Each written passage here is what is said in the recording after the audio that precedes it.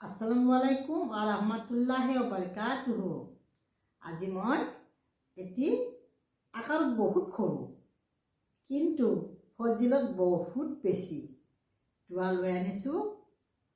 দোৱাটি হ'ল আল্লাহু আলা কুল্লি শাইইন কাদিৰ। ইয়াৰ অৰ্থ হৈছে আল্লাহ সকলো বস্তুৰ ওপৰত পূৰ্ণ ক্ষমতাবান। আৰু ইয়াৰ ফজিলত হৈছে হযৰত নবী কৰিম সাল্লাল্লাহু আলাইহি সাল্লামে কৈছে, যি ব্যক্তিয়ে এই দোৱাটি প্ৰতিদিনে নতুবা সপ্তাহত নতুবা মাহত নতুবা গোটেই জীৱনত একবাৰ পঢ়ে, তেওঁৰ কাৰণে 7 দোজখৰ দৰজা বন্ধ হৈ যাব আৰু 8 বেহেস্তৰ দৰজা খোল খাই যাব।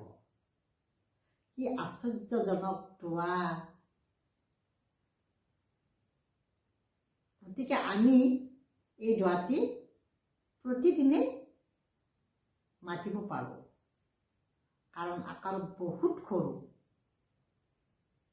আমি প্ৰত্যেকেই বেহেস্তৰ আশাবাদী আৰু দোজখৰ পৰা মুক্তি পোৱাৰ আশাবাদী। সেইকাৰণে আমি এই দোৱাটি সদায় মাতিব লাগে।